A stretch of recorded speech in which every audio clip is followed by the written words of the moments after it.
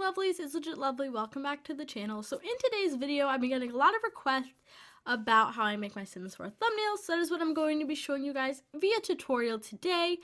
But before we get into today's video, I want to quickly mention that if you aren't already using my supporter creator code LegitLovely in the Fortnite item shop, doing so really does help me out and I'd really appreciate it. But let's get right into the tutorial. So the topics I'm going to be going over in today's video are the different kinds of thumbnails, which are basically just scenery thumbnails and green screen thumbnails. I wanted to mention the scenery thumbnails, but I'm only going to be showing you guys how to do green screen thumbnails. I'm going to be telling you guys the things you need to download, how to set up your green screen, info about Photoshop, photo size and format for thumbnails, camera raw and adjustments, shapes, text and fonts and overlays, and all these things together will teach you how to make a really nice Sims 4 thumbnail.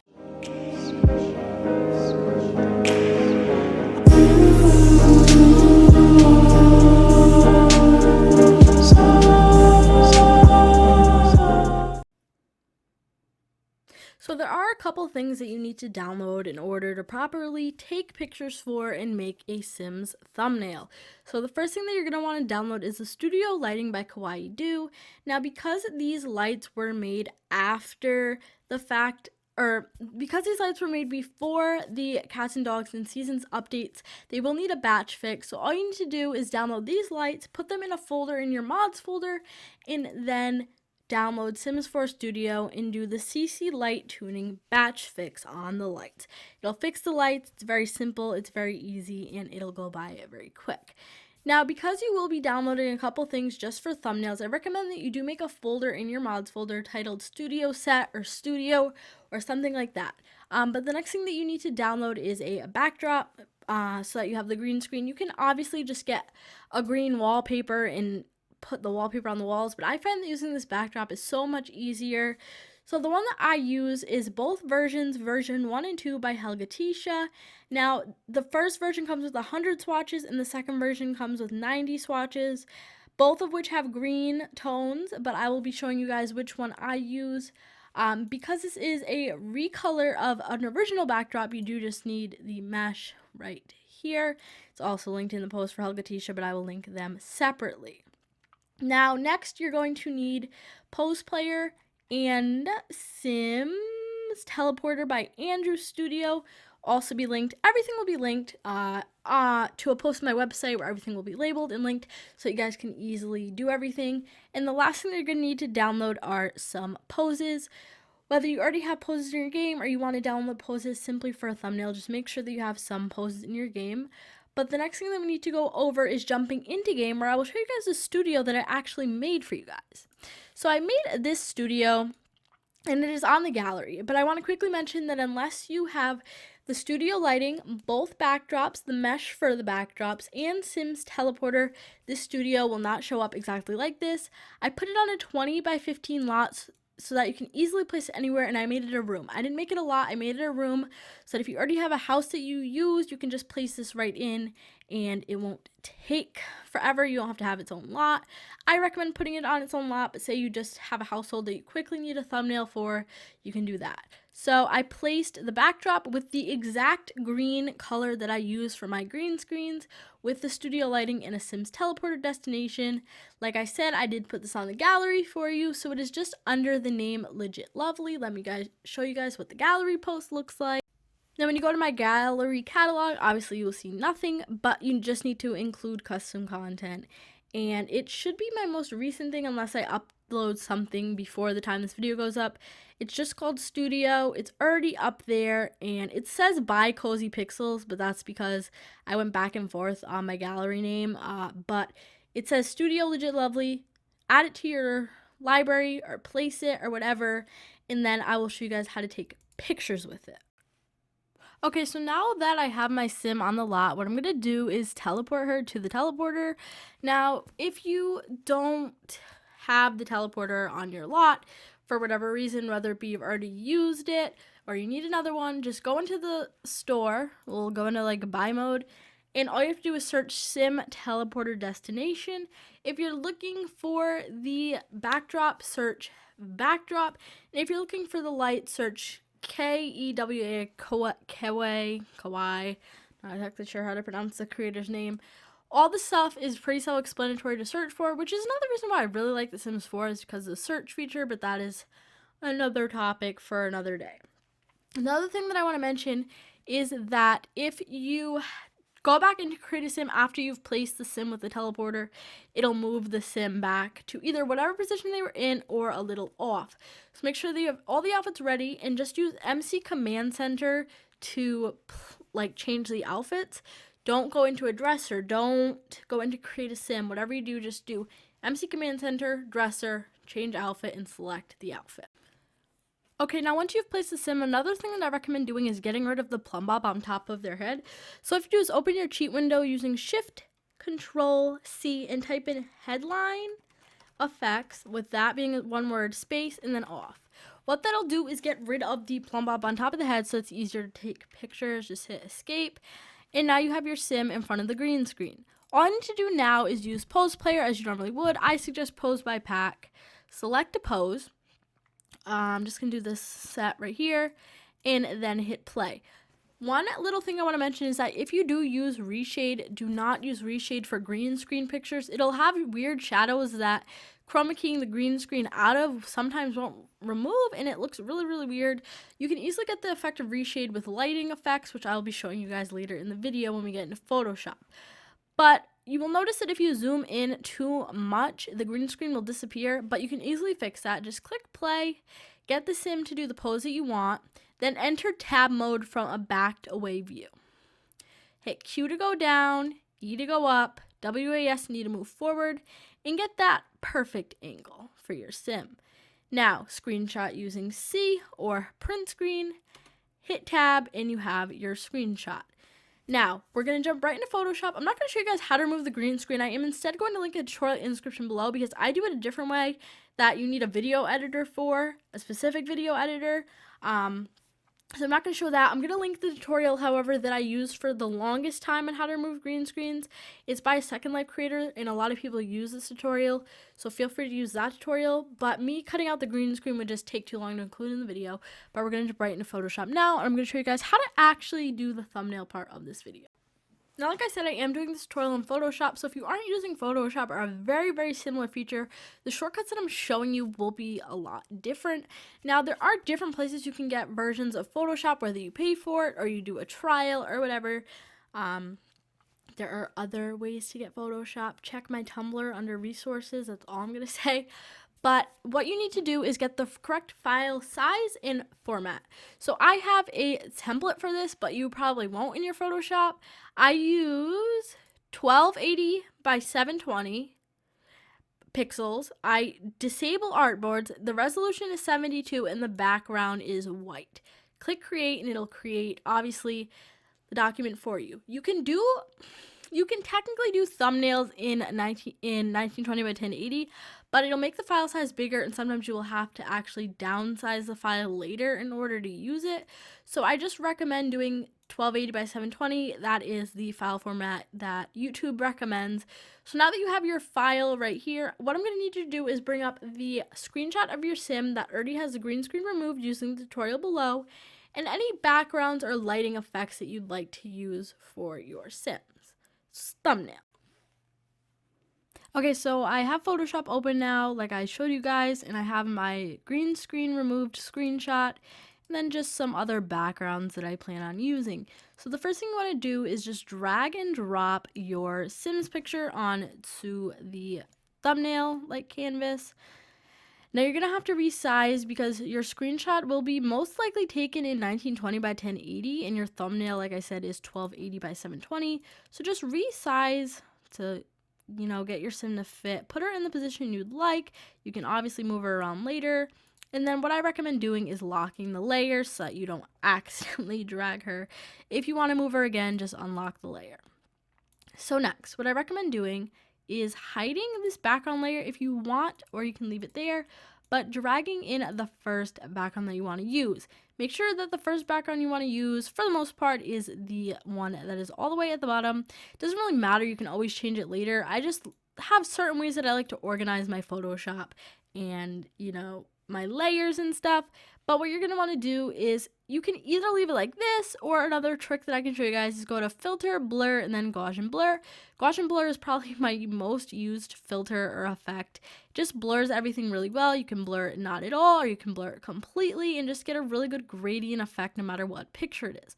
So I'm going to put it at about 81.2. Next thing that I'm going to do is pick this background, because you don't want to just have like, a plain normal background. You can by like having some effects. So I'm going to drag and drop this, fit it any way I want, and go to my blending modes, which is right here. I'm going to either put it on soft light or overlay, or sometimes I'll use screen, but for the most part I use soft light. Now you can see it's very saturated, so what I'm going to do is select the bottom layer, because that's really what was pink and what's really making this pink, and go to filter, camera raw filter. Now if you don't have the latest version of Photoshop, you have to download camera raw filter, and if you don't have Photoshop, you won't have camera raw filter. So I'm going to briefly show you guys what the camera raw filter does. It's just a very advanced but easy to use version of like adjustments with like brightness and tint and hue and saturation and all that stuff, and you can actually save the presets that you make with camera raw filter, which is something that I really find useful, because a lot of the screenshots that I use have the same color scheme, so having presets that I can save is just very useful. And I selected the wrong layer. Now depending on the type of thumbnail I make, it can take a little bit of time, but this is just going to be showing you guys the process of really how I do everything. Now I want to show you guys, if you don't have camera raw filter, how you can get the same effects. So what you're going to want to do is select on the layer you want, is go to image, adjustments, then you have brightness and contrast, levels, curves. Now curves, very helpful for shading. If you don't know how to shade with a brush in the burn and dodge tool, using curves to shade is very helpful. It just adjusts the colors and the highlights and all that stuff. So now that we've really worked on the background layer, I don't think I'm going to add much else. I'm going to add this though. And basically what this is I always put things with like lighting effects, like lens flares and stuff like that. I usually put it on soft light. And then I blur the heck out of it so that you only really see like the effects of and my layers are out of a little out of whack. But I'm going to bring this to the top. And then I'm going to go back into camera raw filter. Like I said, it's a lot of back and forth, but I really want to show you guys the process. What I'm going to do is bring the vibrance and the saturation all the way down, so that you really just get the effect of these speckles. So I'm going to do it like that. I might even put it on overlay and then just bring the opacity down. Now sometimes I'll put the speckles and all that stuff on top of the picture of my sim, but sometimes I'll put it below, because if it's too light of a picture, it'll obviously brighten the sim. But what you can do, if the overlay that has like the lens flares and stuff like that on top of it, or the bokeh, does affect your sim too much, what you can do is go into curves with just your sim. Now what I do now is I usually go into curves. I don't usually go into camera raw filter with my sim, but like I told you guys, curves really does a lot of shading and really good effects. Like you can see, it just made the picture like 10 times more high quality. So we have this now. I think I have one more background that I want to use. I use quite a few. I just get all my images off of Google. So I want to mention that, because I feel like a lot of people don't know where to get really good pictures, but I literally get everything off of Google, and I just have this huge folder of backgrounds and light leaks and all of that stuff. So we have this. And even though I use this right here, I honestly might lower the opacity on it, because it's kind of too vibrant for me. So this looks kind of nice, but like I keep saying, it's a lot of back and forth because I get very indecisive with things. But I really wanted to make it evident like how to make the thumbnail and how to do stuff like that, because if you don't see somebody's process of back and forth and everything, you don't really get like a hang of it, or a handle of it, I guess you could say. It's very hard to learn Photoshop. Well, it's not very hard to learn Photoshop, but it's hard to get your own style, I guess you could say, in Photoshop, because there's so many different things that you can do, and you really just want to get it perfect. But but it takes a lot of practice. I wouldn't say my thumbnails are perfect at all. I've just gotten a lot of questions about how I make my thumbnails, so I really wanted to do that for you guys. But what I'm going to do is go back a little because I kind of got distracted. So we're going to, where did I actually like it? It was after curves. Okay, right here. This is kind of like where I like the thumbnail so far. So next, what I'm going to show you guys how to do is shapes. Now, you can easily put like rectangles in the background. I'm going to do a rectangle for now. What I recommend doing is not filling it. I recommend having no fill and really focusing on the stroke of shapes. Because with the stroke, you can have dotted, dashed, or solid lines, and it can be all different colors. It can be gradients. You guys see I have a lot of pre-made gradients over here because I do tend to use gradients a lot. But you can always work with just a solid white rectangle, and I feel like it looks really nice. Doesn't matter where you put it. You can do off the edges like this. You can do, just a box that has a little bit of outline. What I'm going to do is this, though. And I always drag my rectangle or whatever shape I'm using directly on top of the last background layer, so it's behind my sim. And even just adding that rectangle or these lines like I showed you, it really does add a lot to the thumbnail. So the next thing, and probably the last thing that we really have to focus on, is text.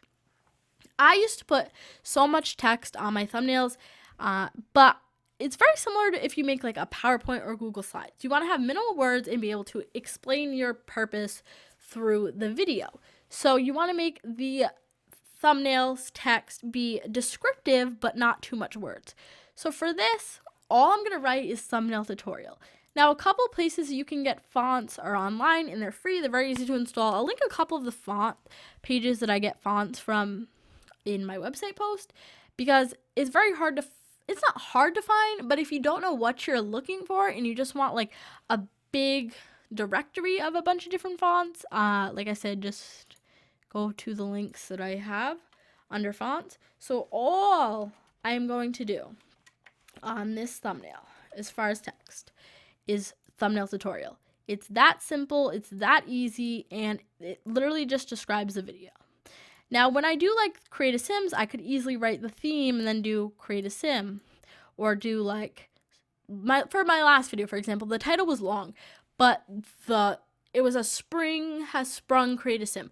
Now I could have wrote The Sims 4, spring has sprung, create a Sim on the thumbnail, but I just did spring has sprung. You want to get the gist of the video on the thumbnail, but you don't want it to be too descriptive because you want them to watch the video. If you have a screenshot of your sim and exactly the description of what the video is, what's the purpose of watching the video? You want it to lure them in. So now, what I always do on text, or at least the main text, is a drop shadow. It just adds more vibrance and it has the text stand out. So to get a drop shadow, what you're going to want to do in Photoshop is click on the layer and then go down here to FX and drop shadow. Drop shadows and strokes are a godsend, and they're the only things that I need in Photoshop. Well, among other things, but as far as effects, I mostly just do strokes and drop shadows.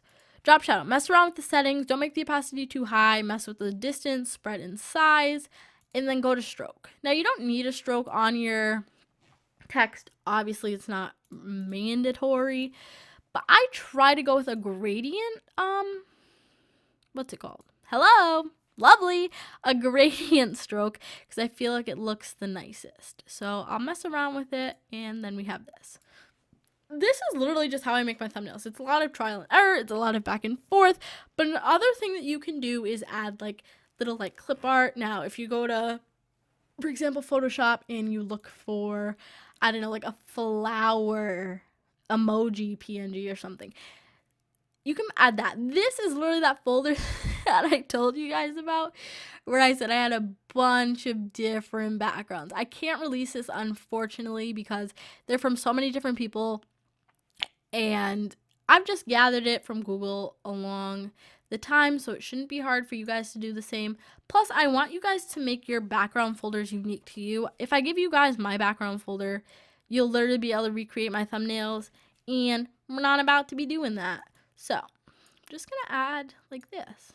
Like, it's just so much back and forth of adding different things to make your thumbnail unique to you, and it's fun once you get the hang of it, and I enjoy making thumbnails. Thumbnails is probably one of my favorite things to do. I prefer thumbnails over editing the videos. You guys know this. I'm not a big fan of editing videos, but I'm a YouTuber, so I kind of have to get over it. But this is the thumbnail. Easy peasy. Once you get the hang of it, you can add different things. You can have the sims in different positions. You can have more than one sim. But this is just the gist of literally how I make a basic thumbnail. So to export it, all you want to do is go to File. Do not hit Export. Do not. Hit Save As. I have a thumbnail folder on my backup hard drive. My hard drives are so organized, it's ridiculous, but it's very helpful, and I have a thumbnail folder. You can save it as a PSD if you plan on going back and editing eventually, but I recommend saving it as either a JPEG or a PNG. For this video, I'm going to do a JPEG. Name it something reasonable. Thumbnail tutorial S4V1. Make it very descriptive. Make it baseline optimized and make it quality, highest quality 12. And that's really how you do it. It's a lot of trial and error, and with each thumbnail you notice your style getting better.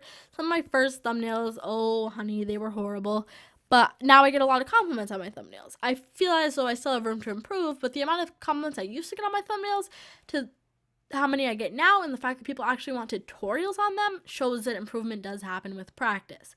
I have over 360 videos, I believe, on my channel, and with each thumbnail I try to do something new, something different, add different backgrounds, just try to improve. So with that being said, I hope this tutorial did help you guys, and I hope you guys enjoyed. I know it was a long video, but if you did enjoy, be sure to like, comment, and subscribe. Check me out on all my social medias that are, as always, conveniently linked in the description below. As far as sponsors go, we got code LOVELY on all of our sponsors now, so if you purchase anything from Technisport, Into the AM, or Glassy Eyewear, use code LOVELY. Have a great day, stay lovely, and I'll see you on my next video. Bye, everyone. But you'll never be alone. I'll be with you from dusk till